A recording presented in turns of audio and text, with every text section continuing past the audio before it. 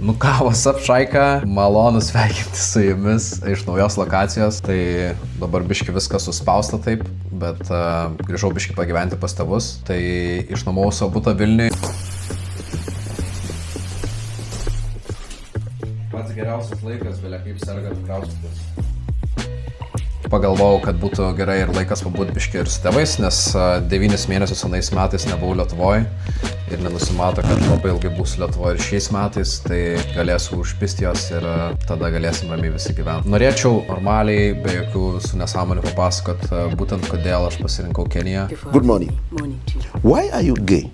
Ir pagalvojau, kad galima dar padaryti vieną video, iki tol biški ilgokas tarpas, būtent YouTube'ai. Tai norėjau pašnekėti šiandien apie kiek man tai realiai kainuos ir kodėl realiai tai yra pigiau gyventi ten negu Lietuvoje šiuo momentu. Plus oras, sąlygos yra sportai geresnės ten, tai pabandysiu viską apžvelgti ir žinau, kad visiems patinka skaičiuoti tos svetimus pinigus, tai galėsim paskaičiuoti irgi šiandien, kiek viskas man kaštavo. Manau, įdomu turėtų būti visiems išgirsti tai. Tai būtent kodėl pasirinkau Keniją. Pagrindinė priežastis labai paprasta, tai kaina ir fokusas į sportą. Ir Lietuvoje pakankamai dabar brangu viskas, nuoma, panašiai mokėti paskolą, už sportus, už baseinus ir taip toliau. Tai iš tikrųjų Kenijoje yra gerokai viskas pigiau, išvalgiau bilietų ir radau pakankamai pigiai one way ticket, tai manau, kad one way ticket dėl to, kad baby žino, kad aš grįšiu. Tai didžiausias, ką pastebėjau Lietuvoje grįžus, tai vis tiek nėra tiek motyvacijos šaltyje sportuoti, pakankamai sunku išlaikyti formą, kai dar ir sirgimas prigauna ir 17 dienų sugebėjau prasirgti per praėjusį mėnesį. Tai iš tikrųjų nėra lengva būtent dėl to ir kartu norisi nuotykių.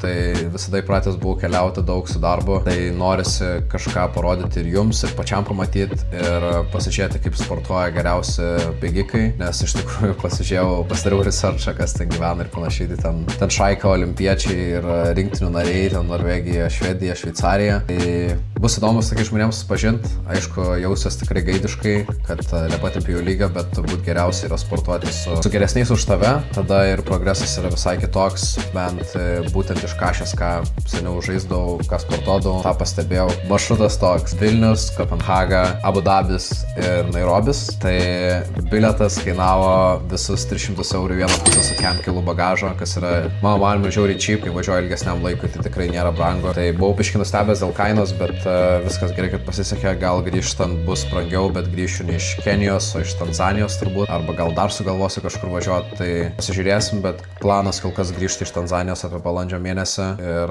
toliau sportuoti ir bandyti, jeigu biudžetas leis, sudalyvauti tas 100 varžybose Pamplonoje, Ispanijoje. Tai kas sako, kad būtent tos tolimesnės kelionės kainuoja brangiau, ne visada. Iš tikrųjų, tikrai galima užgaudyti gerų dylų ir tikrai skrydis gaunas gal 19 valandų, tai nemažai čia laiko praleisiu lėktuve. Tikrai, manau, būsiu pervargęs, tai reikės biškį atsigauti ir plius į kalnus pasikelsiu, tai bus tragedija, jaučiu iš viso savijautą, bet kažkaip pramušim viską, toks ir tikslas yra. Ir tada atskridus tiesiai naktį, man rodos skrisiu vidurnaktį, tai pasiėmiau apartamentus prie oro uosto, tai galiu parodyti, kaip atrodo.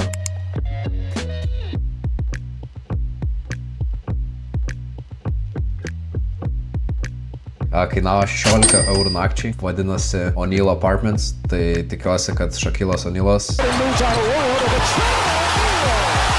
aprodys apartamentus ir manau, kad kaina visiškai, dar iš tikrųjų gal net sakyčiau biškai brangesnė pusė, nes nenorėjau beleko imti. Tai dar taksas, aišku, kainuoja, pirminat gal $10, man rodos, po to sudėsim viską galiausiai. Tada dar vidinis skrydis į Eldoretą, tai yra artimiausias didesnis miestas prie to kaimelio sportininkų, tai kainuoja šiam 5 eurai su bagažu, Jumbo Jet, tai įdomios tokios avialinijos, bet aš šiaip žinau, kaip viskas ten Afrikai, visi kaip skraido, tai nėra labai saugu, bet yra kaip yra, nėra tik blogai, tikrai reikia daug aviacijų, kad nutiktų dalykų, kad kažkas lėktuvai atsitiktų. Tai atvyksiu 20 dieną prie pietus, tai manau pailsėsiu, gal prasibėgsiu lengvai, bet nežinau, kokia bus savijauta. Ir iš pradžių pabūsiu stovyklos premises, pasiėmiau butą kaip ir dviese gyvensim su kažko, neįsivaizduoju su ko, tai bus įdomu irgi pasižiūrėti. Jo, tai iš pradžių bus 5 dienos vienam stovyklos teritorijai ir pabandysiu pasportuoti vienas, biškį pasilaikyti savo plano, ką nutarę būsim su būtent savo treneriu šveicaru. Ir tada bus stovykla, tai ten realiai bėgimo stovykla, realiai 2 bėgimo treniruotės per dieną, visokios activities in between. Tai bus įdomu pasižiūrėti, ką ten gali parodyti ir kaip ir pabandžiau, kadangi dabar esu kolabų dievas, tai pabandžiau pramušti biškį kažkokias akcijėlės, tai jiems ir kontentą biškį padarysiu, gavas visą stovyklą 1000 eurų, plus dar gyvenimas prieš stovyklą, moros 30 kažkėlė eurai per naktį, tai ten po to sudėsiu gale tiksliai, kad būtų aiškiau. Ir tai jo, ten moros nėra ten pačios geriausios sąlygos, bet norėjau biškį iš pradžių važiuoti vienas visiškai, norėjau apsižiūrėti viską, kad įsijaučiau į patį ritmą. Supažinčiau su visais ir tada galėčiau vienas gyventi ramiai. Į visą tą kainą įeina treneriai, paceriai, ten yra žmogus, kuris bėga šalia tavęs ir tavo pacerą reguliuoja, maitinimas ir apgyvendinimas. Tai kainos yra jokingos iš tikrųjų. Nežinau kaip ten maistas, kiek žiūrėjau. Paprastas labai, bet manau, kad išgyvensim. Tai važiuojam sportuoti, tai manau, kad bus aibys viskas. Ir tada persikelsiu į tokią resortą, ten vienas geriausių yra Swiss Side vadinas moros. Tai ten toks šveicarų resortas, tai ten yra ir pirtis, ir krioterapija, ir gymas, ir panašiai. Ir kartu dar dviračio nuomą gausiu, tai su jais irgi pakolabinsiu.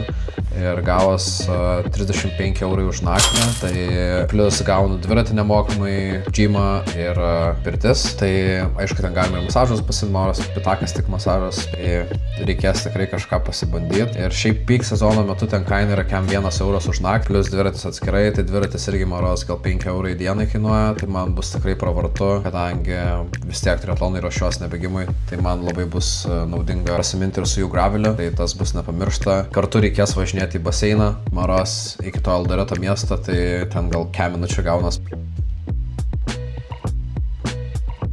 Tai tikrai biškį plaukimą gal primažinsiu, nebeplauksiu ten kaip seniau po 15 km per savaitę, bet ant porą kartų rimtų tokių užplaukimų reikės padaryti per savaitę, kad nepraknis formos. Ir jo, tai tikiuosi to kontento netruks, kažkaip manau, kad tikrai netruks, nes Afrika yra full of surprises on every corner, tai turėtų būti žiauriai linksma. Ir tada būtent viską vainikuos Kilimandžaro maratonas, na, $90, tai nėra labai brangu, dar reikės pabandyti papušint, kadangi trasa yra žiauriai sudėtinga. Nes maros 8 kilus tiesiog vainioja iš pradžių į kalną. Gaunas gal 600 metrų elevationą, tai tikrai rekordų negerinsiu, bet pirmą kartą bėgsiu maratone, tai bus įdomu pasibandyti, kiek galima užsportuoti. Ir kartu tas maratonas vyksta 1,2 km virš jūros lygio. Jis nėra pats lengviausias maratonas pasaulyje, tikrai yra iššūkių ir manau bus įdomu pasibandyti, gal ir viską nufilmuosiu, kaip man ten sekas, kadangi nevarau aš ten laimėti kažką, aš važiuoju patobulėti ir kiek aš išleidau. Skrydis į Keniją 300 eurų, Nairobi nakvynė 16 eurų, taksas 10 eurų, skrydis į Eldoret šiam 5 eurai, Kenya Running Camp 1000 eurų, 2 savaitės. Tada Swiss Side gaunas 39 naktis už 35 eurus, jos 1365 eurų, tada Kilimandžaro maratonas apie 8, sakykime, eurų. Tai viso, bet nepamirškim, kad čia realiai 2 mėnesiam viskas. 2 mėnesiam visas gyvenimas, visas maistas ir panašiai. Tai realiai turbūt tiek pat, jeigu nedaugiau Lietuvoje išleidžiu pinigų. Tai buvo visai no-braineris nevaryti. Yra žiauriai gera galimybė tiesiog pabandyti kontentą, pabandyti sportus ten ir apturėti biškį geresnį orą. Nes ten tokia lietuviška vasara, gaunas 21-25 maros per dienos metu, tai manau tobulas oras nebus per karšta kaip Vietname, nes ten buvo tikrai pizė. Tikrai buvo sunku išgyventi būtent Vietnamo sąlygą. Ten aš praėjau pragarą kokias 3 savaitės ir po to iš tikrųjų net galvojau, kad net ir nefinišuosiu ten to pusinio Ironmano, nes buvo tikrai labai challenging, žiauriai challenging oras ir džiaugiuosi, kad viskas pasisekė ir mano kūnas atlaikė ir ačiū Dievui, kad vis dar laikomo kūnas su tiek krūvio, kurį pirmam sezone visi sakė, kad tikrai nepaveši. Labai per daug valandų gavosi 15-19 valandos per savaitę, tai džiaugiuosi, kad sugebu aš tai panešti. Daug davė, kad off-seasonas 2 savaitės, 17 dienų prasirgta, šventės visos. Tai biškį sunkoka grįžti į formą, bet manau, kad užsportuosim viską ir yra didžiulė bėda man tas, kad gal biškį bus pamoina prieš kitus, nes ten žiauriai geri bėgikai, kad ten bėgsiu žiauri lėtai, bet tą ir noriu parodyti, kad tiesiog paprastas žmogus kažkur kitur sportuoja su geriausiais sportininkais ir kaip viskas atrodo. Gal kažkas susidomės ir tada norės atliekti irgi. Nes tikrai vis daugiau akių krypsta į Keniją, daugiau ir daugiau žmonių iš užsienio važiuoja ten sportuoti. Tai ar tai europiečiai, ar amerikiečiai, ar anglai, visi varo. Pabendrausim ir su jais, su treneriais, keniečiais, aišku, daugiausia. Palenktyniausim gal su jais, sovietiniais, aišku, ant trumpesnių distancijų, kur dar galėtų būti kažkiek gal šansų.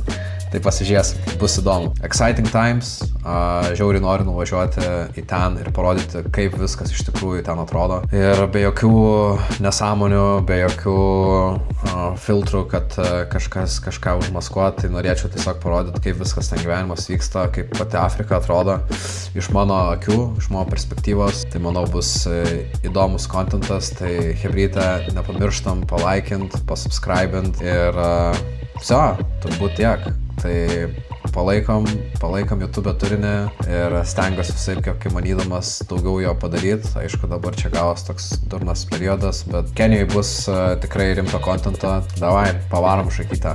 Sayonara.